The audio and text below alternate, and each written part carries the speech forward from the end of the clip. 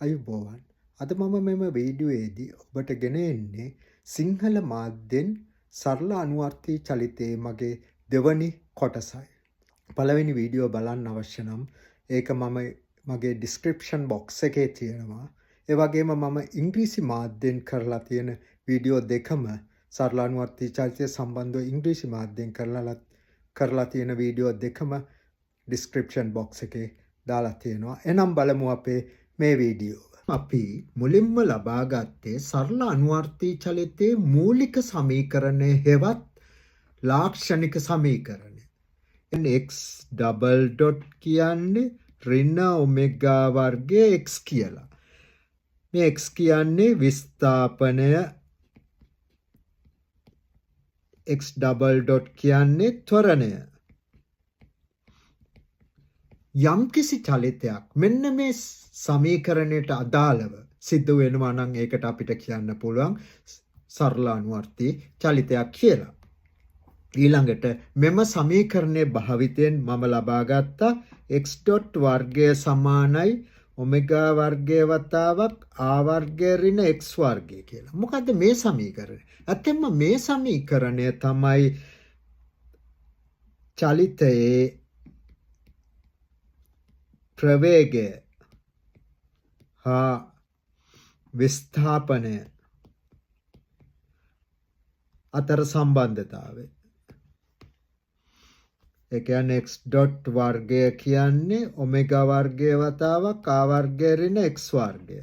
අපි හිතමු සමහර වෙලාවට a කියන්නේ a නම් x ඩොට් වර්ගය කියන්නේ ඔමෙගා වර්ගය වතාවක් a වර්ගය ඍණ x වර්ගය.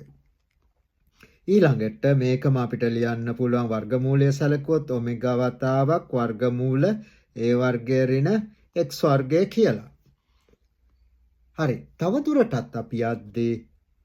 තවදුරටත් අපි සාකච්ඡා කළා විස්ථාපනයේ x නම් x කියන එක ලියන්න පුළුවන් a cos ඔමෙගා t කියලා.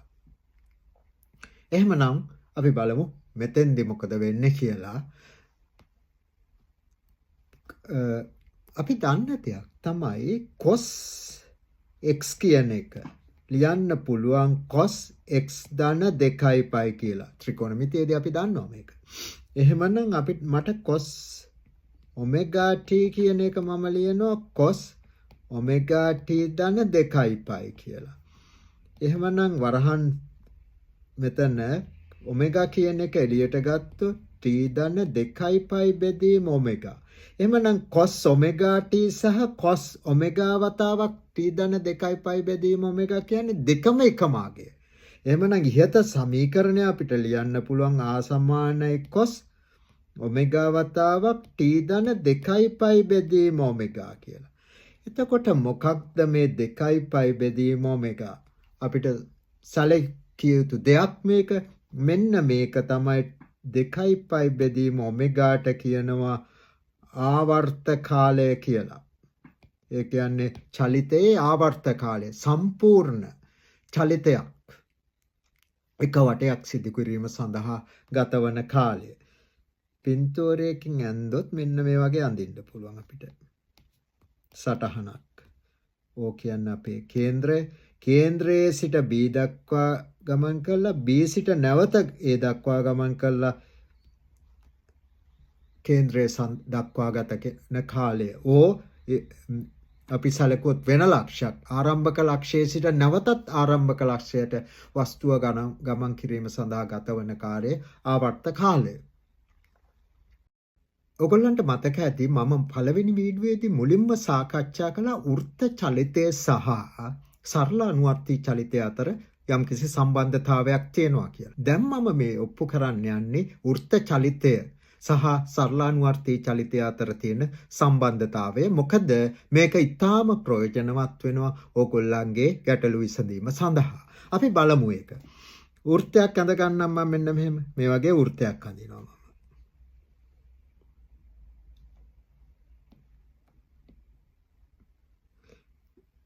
AB කියන්නේ ඒකේ විස්කම්භයක්. AB. ඒ වගේම ඒකේ කේන්ද්‍රය O අරය R කියලා ගන්න.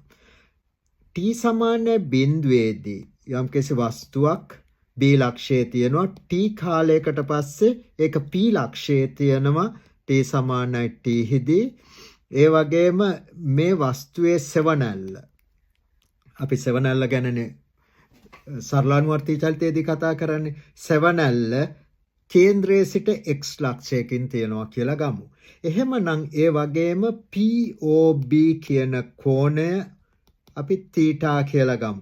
ඇත්තම මේ θ කියන්නේ කෝණික විස්ථාපනය. කෝණික විස්ථාපනය.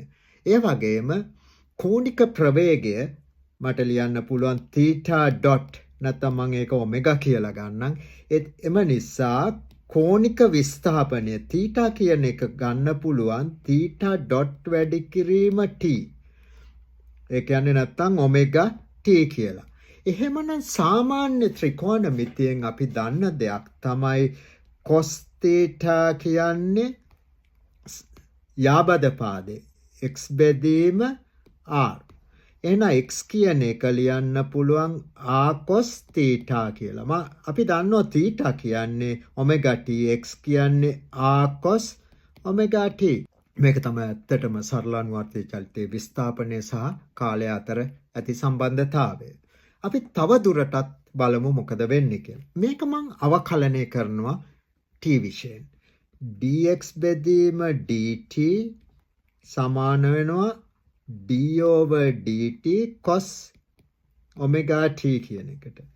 මෙතෙන්දී ලියන්න පුළුවන් මට x dot කියලා a කියන්නේ නියතයක්. cos omega කියන්නේ ඍණ sin omega t වැඩි කිරීම omega. එහෙනම් a omega sin omega t ඍණ. එහෙමනම් ඒක ලියන්න පුළුවන් ඍණ a omega sin omega t කියලා. දැන් එහෙමනම් මේක දෙපැත්තම වර්ග කරමු. x dot වර්ගය කියන එක ලියන්න පුළුවන් a වර්ගය omega වර්ගය sin වර්ගය omega t කියලා. එහෙමනම් sin වර්ගය අපි දන්නවා cos වර්ගය omega t ධන sin වර්ගය omega t කියන්නේ එකයි. එහෙනම් sin වර්ගය omega t කියන එක ලියන්න පුළුවන් එක ඍණ cos වර්ගය omega t කියලා. අපි මේකට ආදේශ කරමු. x dot වර්ගය කියන්නේ a වර්ගය omega වර්ගය එක ඍණ cos වර්ගය omega t. නමුත් අපි දන්නවා a කියන්නේ අපි දන්න දෙයක් අපි දන්නවා x කියන්නේ a cos omega t. එහෙමනම් cos omega t කියන්නේ a x බෙදීම a මම ආදේශ කරනවා x dot වර්ගය කියන්නේ a වර්ගය omega වර්ගය එක ඍණ x වර්ගය බෙදීම a වර්ගය. එහෙමනම් a වර්ගය අපි පොදු හරය විදිහට ගත්තොත් a වර්ගය omega වර්ගය a වර්ගය ඍණ x වර්ගය බෙදීම a වර්ගය. එහෙමනම් omega වර්ගයේ වතාවක් a වර්ගය ඍණ x වර්ගය. මේක මොකක්ද? මේක සරලානුවර්තී චලිතයේ දෙවන සමීකරණය. එහෙමනම් අපි තව දුරටත් මේ ගැන සාකච්ඡා කරමු. අපි දන්නවා x dot කියන්නේ ඍණ a omega sin omega t. මම දෙපැත්තම t විශයෙන් අවකලනය කරන්නම්. dx dot බෙදීම dt ඍණ a omega කියන්නේ නියතයන්. එහෙමනම් මට ලියන්න පුළුවන් d over dt sin omega t කියලා. මෙතන මට ලියන්න පුළුවන් මේ තියෙන x double dot ඍණ a omega මෙතන වෙන්නේ omega වතාවක් cos omega t. මෙතන අවකලනය වෙන්නේ omega වතාවක් cos omega t.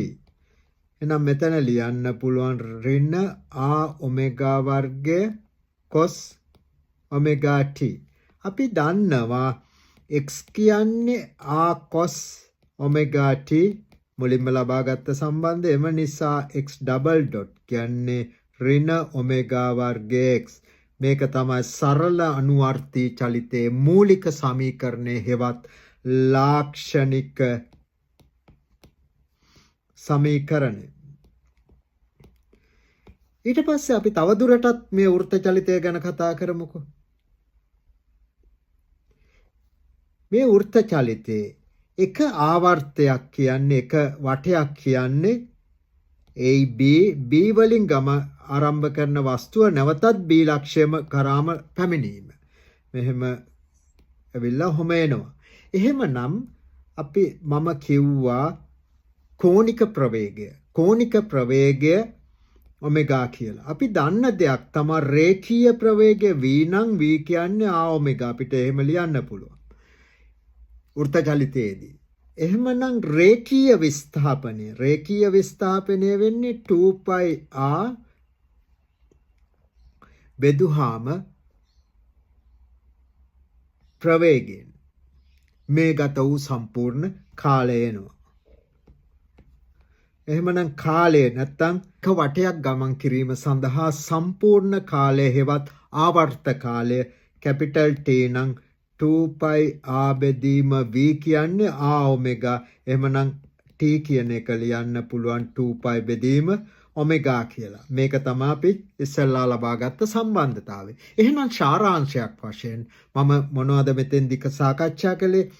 x double dot කියන්නේ ඍණ ඔමෙගා වර්ගය x ඩොට් වර්ගය කියන්නේ ඔමෙගා වර්ගයේ වතාවක් a වර්ගය ඍණ x වර්ගය o සමහර වෙලාවට ඔමෙගා වර්ගයේ වතාවක් a වර්ගය ඍණ x වර්ගය